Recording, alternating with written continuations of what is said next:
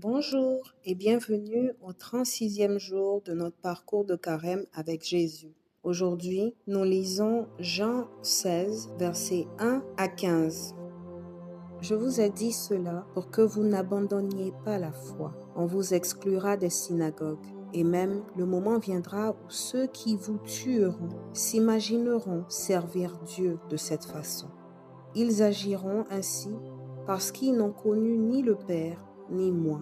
Mais je vous ai dit cela pour que, lorsque ce moment sera venu, vous vous rappeliez que je vous l'avais dit.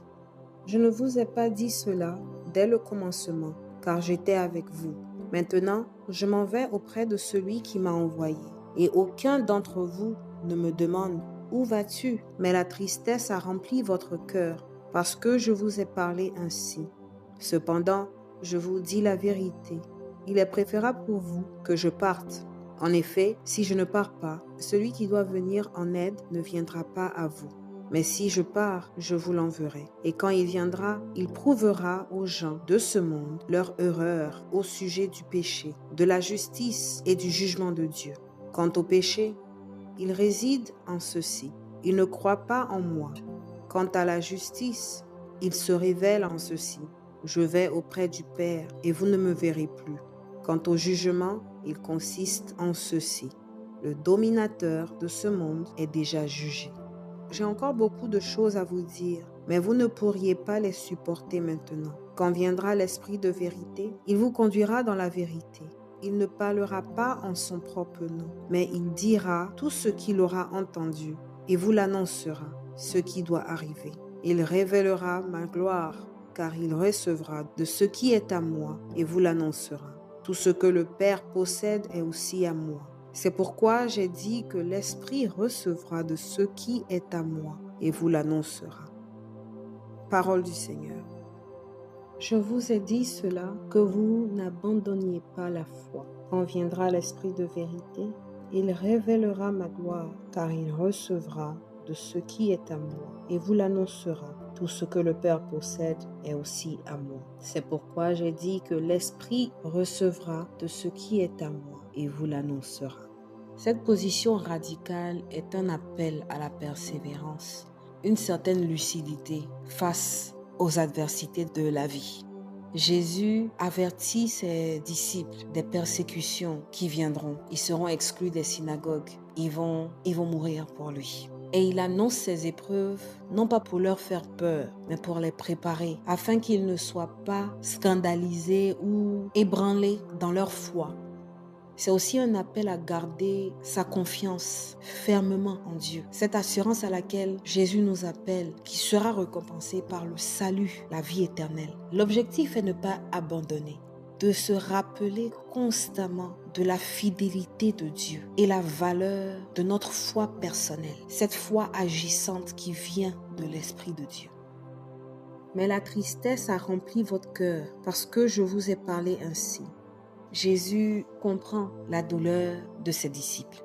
Cette douleur de la séparation, ce qui est une réaction naturelle, c'est une réaction humaine. Mais ils doivent se focaliser sur le but de cette mission. La séparation physique de Jésus ne doit pas éclipser la promesse de l'Esprit Saint. Et cette perspective nécessite des sacrifices. Comme nous sommes dans le carême, nous sommes en train de sacrifier des choses physiquement, là où la chair doit céder pour laisser la place à la gloire divine, parce que Dieu accomplit toutes ses promesses. Et cela exige la patience, la persévérance, surtout dans les épreuves. Jésus comprend parfaitement leur cœur accablé, mais il les prépare à une joie plus profonde et spirituelle qui va remplacer leur peine. C'est exactement ce que nous sommes en train de traverser pendant ces 40 jours de jeûne. Le futur est lumineux. Nous sommes en train de sacrifier des choses, nous sommes en train de nous séparer des choses du monde, ce qui ne plaît pas à Dieu, pour qu'à la fin, nous ayons une vie profondément spirituelle, avec une joie inexprimable, une paix intérieure inébranlable. Je pense aussi que cet état d'esprit des disciples montre aussi le contraste entre notre vision limitée, le plan divin de Dieu et le salut qu'il a en réserve pour nous. Et on peut seulement comprendre cela en ayant la foi, dans la persévérance. le départ de Jésus est un gain. Il est préférable pour vous que je parte. En effet, si je ne pars pas, celui qui doit venir en aide ne viendra pas à vous. Ça me fait penser un peu à la citation du président Félix Houphouët-Boigny qui dit « Le vrai bonheur, on l'apprécie seulement lorsqu'on l'a perdu ». Pourquoi je pense à cette citation, c'est que le fait que Jésus était avec les disciples, ils étaient avec lui et donc ils n'ont pas pu apprécier la grandeur, la transcendance de Jésus. Mais il faut qu'ils s'en aillent pour qu'ils prennent conscience de ce qu'ils avaient à leur côté et pour qu'ils puissent témoigner véritablement de l'état divin, de la vérité qui est Jésus-Christ.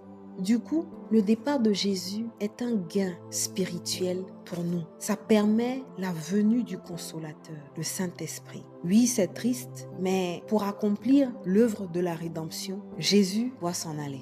Et Jésus explique que le péché fondamental, c'est pas le crucifier, c'est pas tout ça, mais c'est ne pas croire en lui. Et l'Esprit nous révèle cette vérité, ce mystère, que rejeter Jésus est le péché ultime.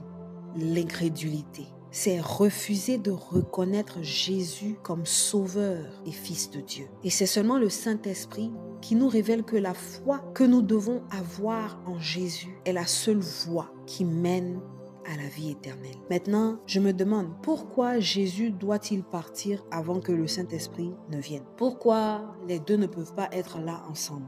Alors, on peut dire que le Saint-Esprit ne pouvait pas venir en plénitude avant que Jésus n'ait achevé son œuvre sur la croix par sa mort, par sa résurrection et enfin par son ascension. Cela sont les conditions nécessaires à remplir pour enfin libérer la présence divine de manière universelle. J'explique. Jésus, dans son corps physique, était limité à un lieu géographique. Mais Jésus est Dieu. Jésus est omniprésent. Donc cette séparation de son corps physique à son état divin permet enfin au Saint-Esprit d'habiter en chacun de nous simultanément pour permettre une présence intérieure qui est alignée à celle des vrais témoins de Jésus-Christ. L'Esprit Saint nous guide individuellement et nous donne le zèle, nous donne la force pour témoigner jusqu'aux extrémités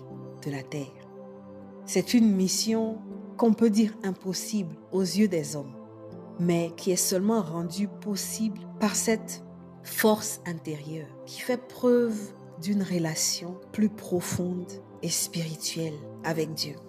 Et donc, Seigneur, je te dis merci encore une fois de révéler que nous ne pouvons rien sans toi. Nous avons besoin de ton aide, nous avons besoin du Paraclet, nous avons besoin du Consolateur qui nous guidera à la vérité tout entière, qui témoignera de la seigneurie de Jésus-Christ, qui est vrai homme et vrai Dieu, ton Fils unique, qui est venu sauver le monde. Merci, Seigneur, de nous révéler que la séparation de son corps physique à son état divin était nécessaire pour que nous puissions ensuite être de vrais témoins qui pourront témoigner véritablement de l'amour de Jésus-Christ. Pendant ce temps de carême, Seigneur, aide-nous à sacrifier plus, à donner plus, à se détacher de ce corps qui nous maintient en captivité, dans l'esclavage, de nos envies, de nos désirs charnels. Seigneur, donne-nous la grâce de pouvoir aller en profondeur avec toi et de pouvoir atteindre un état spirituel qui te plaît et qui nous maintient en communion constante avec toi, que nous puissions faire tes œuvres dans ce monde. Au nom du Père et du Fils et du Saint-Esprit. Amen.